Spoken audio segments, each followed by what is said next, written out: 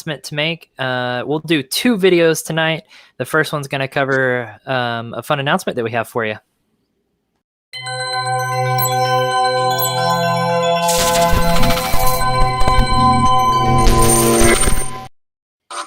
All right, guys, like I said, we have a fun announcement. We actually just made a post about it on our Instagram. Should have done it on Facebook too, but I wasn't thinking, I was rushing, which is kind of silly. But we had a big opportunity come up with the Fantasy Football State of Mind. He gave us the opportunity to join a Dynasty League before, and we did that. That's the draft you just watch us do for that Dynasty League. He came up with another idea, and we joined it. It is a charity league. So we're really excited about that. The buy-in, the winner takes all the money and gets to go to a charity of their choice. What do you think about that, Kyle? Yeah, charity of the winner's choosing. I think it's great. Like you say, it's 16 teams with actually kind of high stakes too, because the bottom 3 get replaced after the season.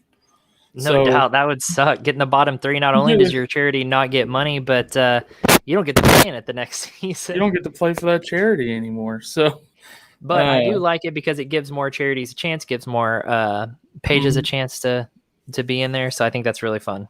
Yeah. Oh, yeah. It gives a lot more people a chance to get exposure and stuff. And I know we're kind of a young page, and we're rubbing elbows with some big names over here. So we really appreciate the opportunity to be in this league with these guys and get to know everybody and build the community up, with each other. Yeah, I mean, that's kind of the point of it too. Not only is it for charity, but it's for these pages to kind of build this community and build each other up and gain some exposure. Like Kyle, like you said, some of these pages are big time. So that's really nice that we're going to get to play with them. Hey, Real Deal Fantasy, how's it going, man? Thanks for stopping in. Yeah, this is big time players we're playing with. It'll be fun to see the competition that they bring, but also just to kind of rub elbows with these guys who have been in the game here for a little bit, considering we're such a young page. So that's really nice. I'm going to give a little bit of a shout out, go down this list of the pages that are in here with us. These are the Instagram pages that we're playing with. Of course, a lot of these guys have their websites and things of that sort. So they're more than just an Instagram page, but that's how we all kind of know each other, and that's where we're rubbing elbows at. So we have at Omaha FF Captain. You'll notice him. He's in a couple of our other leagues now. So then we have Fantasy Football State of Mind. That's who is the creator of the league and the organizer. We have at Just Ask Felix, at Big League Fantasy, at Fantasy Detectives, at Fantasy Footballed Guy, as in a bald head there. It's clever. I like that. At Fantasy Football X Factor, at Showtime Cadets, at Fresh.Fantasy, at The Fantasy Football Show. You might know him as Smitty. At The Fantasy Feud, at the _football_therapist, at Go42_FF, at Fantasy Football_TCK Pod, and at Candlestick Kid. Yeah, the Candlestick Kid there. And at Piggy Bank Picks with a Z at the end, not an S. So, guys, these are some cool pages. There's some really cool guys. Just kind of got to talking to a lot of them more on a personal basis. Been following their pages for a while now, but finally now getting to talk to them and get to know them a little bit. And these guys are really cool. I mean, they're funny and they're just cool guys, and that we're all willing to help each other out, help each other's pages grow, and then do it all for charity at the same time is really fun. I'm excited about it. I am too. And, it's really generous to these guys, not just because of charity, but like you say, to kind of instill a little bit of wisdom on us smaller pages and, kind of give us that rub a little bit. So we really, really appreciate it. And we look forward to having a really good time with these guys. No doubt. Okay. Do you want to cover any of the rules that are kind of going in and kind of what we're looking at? Yeah, I mean, we can just briefly run it down. We'll go in more detail. The draft starts in the morning. Yeah, the draft starts tomorrow morning, and I'm pumped about that. Yeah, it's at 10 a.m. We got pick number 15 out of 16, which is kind of that sweet spot we were looking for because he's not allowing draft pick trading in this one, which is different from the other one where just about every pick was trying to be traded for. Yeah, so we'll fly through this one probably pretty quick. I expect this draft to be done by the end of the weekend at the latest. I really don't even think it'll take that long, but we'll see. So no draft pick trading. Wherever you get is what you get. And so we were kind of looking at the rankings to see where the cutoff was. And we said, if we get in that back half, we were planning on trading back if we had to, but we didn't have to. So it worked out good. We got pretty much exactly where we wanted to get. Now, how did we determine that? We determined, we were looking at the rankings. We went through and we kind of looked for cutoff points. Yep. As far as where's the drop off in talent. And we determined right around 50. Yep. So we also used that last dynasty draft that we just finished up. We kind of used that draft board as kind of a measuring stick too on players that we really liked and might want to take early. This is a dynasty draft, so it's very comparable because it's dynasty to dynasty. Yeah, the lineups are a little bit different, the rules are a little bit different, but it's very comparable. So considering we just finished up that dynasty draft, it gave us a really good measuring stick on the players and where they're kind of going to go and how deep the draft is. So yeah, so it's a combination of that and a couple of rankings, fantasy pros and stuff that we looked through, and we came up with the number 50 as kind of the drop off point. And so we were trying to figure out how do we maximize the amount of picks we get. And this was before we realized that there was no draft pick trading. We're like, we need to figure out a way to maximize the amount of picks we have in that top 50. Because being 16 teams and 26 rounds, like it's going to get real shallow real fast. Yep. Well, and the lineup is interesting in it. It's a shallow lineup too, whereas our other one had one quarterback, two running backs, three wide receivers, a tight end, and three flexes. That's a deep starting lineup. This one's really shallow. You got the QB, one running back, two wide receivers, one tight end, and one flex, and then a huge bench. But it's a way different lineup. Yeah, so it's pretty different. So we were trying to figure out if we didn't get number one to get McCaffrey, we were going to try to trade back and see, because there wasn't anybody that we were real dead set on having in that next 10 or so. So we're going to try to trade back and we could get, an extra pick in that top 50. And then they said no draft pick trading. And we were trying to get in that back half, but then we were also going to try to trade up and get an extra, like a fifth pick in that top 50. So like in that first 3 or 4 rounds. And turns out we can't now. So getting at 15, we end up getting 4 picks inside that top 50. Yeah, I'm happy with that. So we get 15, 18. What did I say earlier? Is like 47 and 50. So we're literally right. So we hit right on that sweet spot. And there will be a couple extra guys that'll swap. Somebody will reach for somebody or something. So it's not exactly 50, but to get 4 right there, I feel like we've maximized that really, really well. Yeah, because if you look, then you come down here to like, Fantasy Football State of Mind got that first overall pick. Not that I'm saying that's sketchy or anything, but it happened to me in the dynasty that we're running. So, yep, I'm just saying. I feel him on this one, So, his 4th pick won't come till 4th round, 16th pick. And our one will come 14 picks before that. So, to me, having a late round, like I said, it depends. And I know we've talked about this in other ones. It depends on the type of league is where I want to be at in the draft. And some I want to be up high, and some of them I want to be down low. In a 16 team league, I want to be near the back.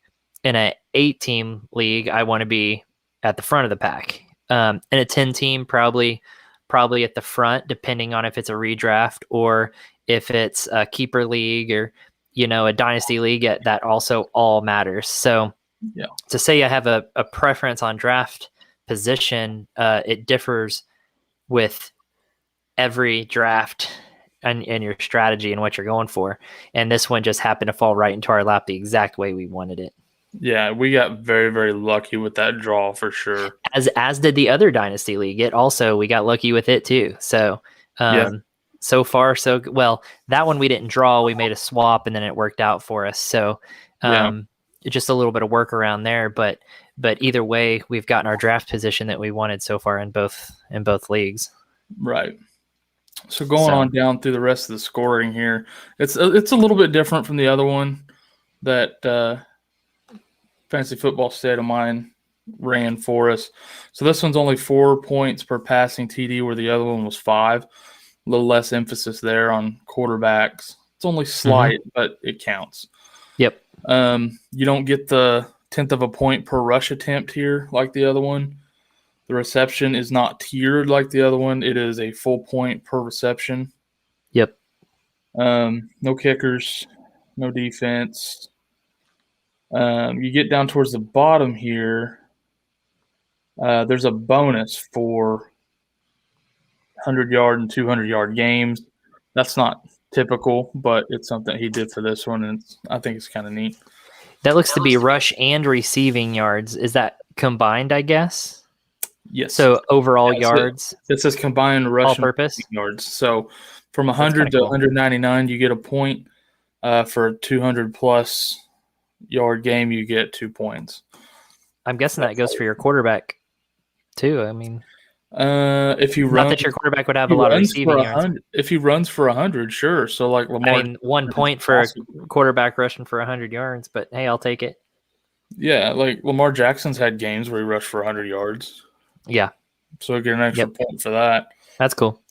But yeah, otherwise, I mean, the biggest difference is in the that starting roster with one running back. Yeah. I mean, that really roster it's a standard running back or a standard roster minus one running back, a kicker, and a defense. Yeah. So, but in a 16-team league, so it's wild, man. Yeah, I mean, if he had a full roster, it'd be really hard to fill out 16 teams. It's going to get so shallow so fast. Yep. And the fact that we still have that many roster bench spots, like the whole last round is going to be high school seniors. Like it's going to be insanity trying to guess who to take. High school cheerleaders trying to. Yeah, like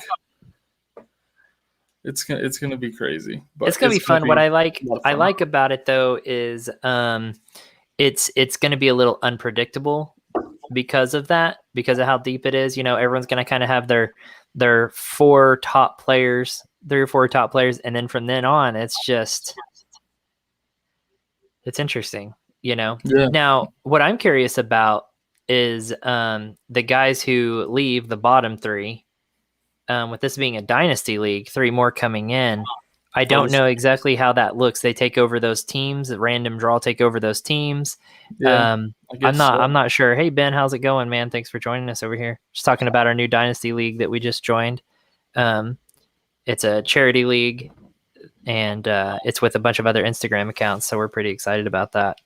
16-team league. Oh, yeah, man. I'm not sure how they're going to replace those bottom 3. That's going to be interesting. Hey, bust Ben's balls for me for a little trade negotiation earlier. Oh yeah. Hey. Oh, I think he's already off. Oh no, wait, that was Jake Cleve. Ben was the other day.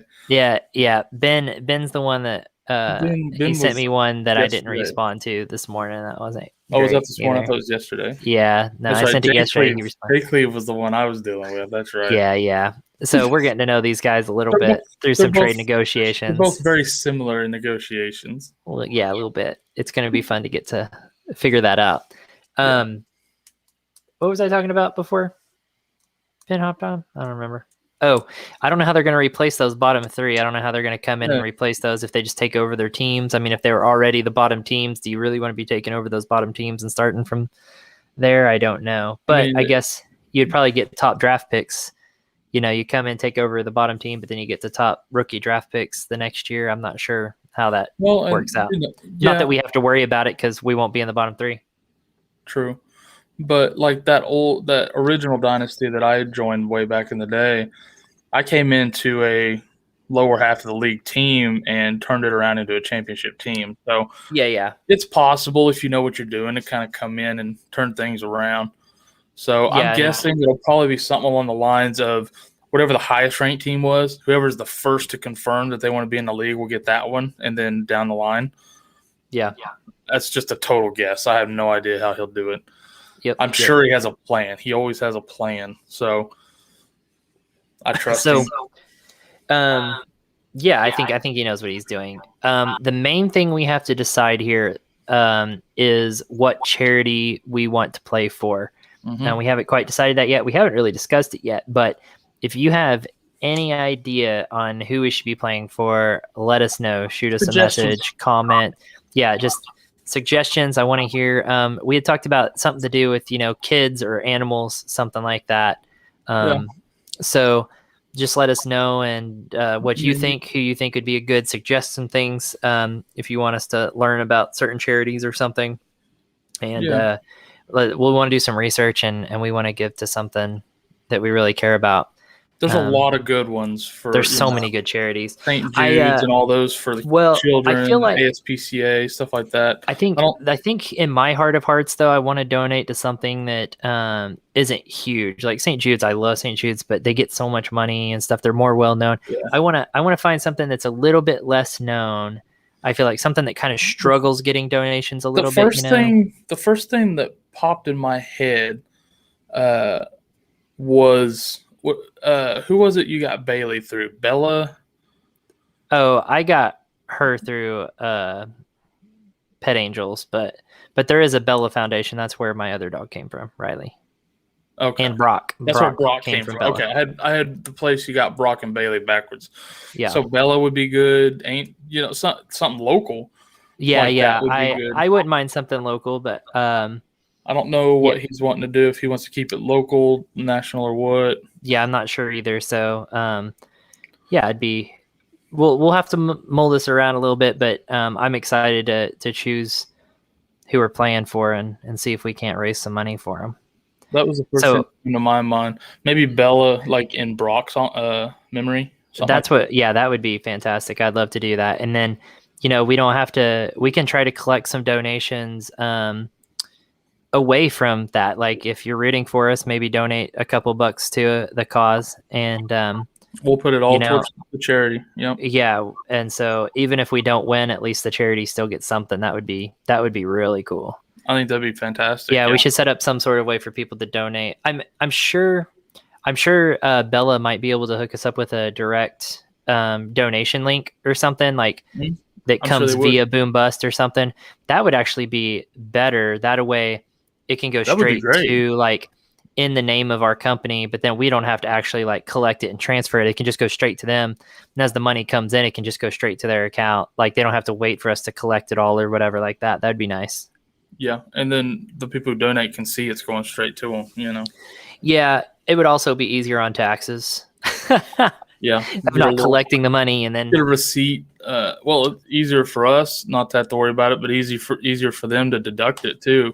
Absolutely. Yeah, because they would get a receipt for their donation and stuff. That would be ideal. Yeah, let's find a local charity or something like that and see if they can't work with us to collect money another way, like without us just having to win, because there's 16 fantastic pages here that these guys are going to know what they're doing. It's going to be tough. And of course, fantasy football, there's so much luck involved with fantasy football. It's mostly what it is. There's a lot of strategy, but there's a lot of luck. So yeah, let's try to collect money and then we'll just make the winnings a bonus at the end. Yeah. I think it's going to be great. I want to raise more money for charity than the rest of them, even if we don't win the league. Yeah. We'll win at least one competition. That's right. Cool, man. All righty. Well, guys, we're going to get off here on this one. We'll stream some of our draft, get y'all caught up on how this one's going. It seems like it's going to be a long one. So we'll keep you updated along the way and join us here in just a little bit for our second video of the night. We're going to stream. We're going to go over the final picks and some strategy and maybe some trades in the other Dynasty League we just finished drafting for. So we'll see you in a little bit. See you guys.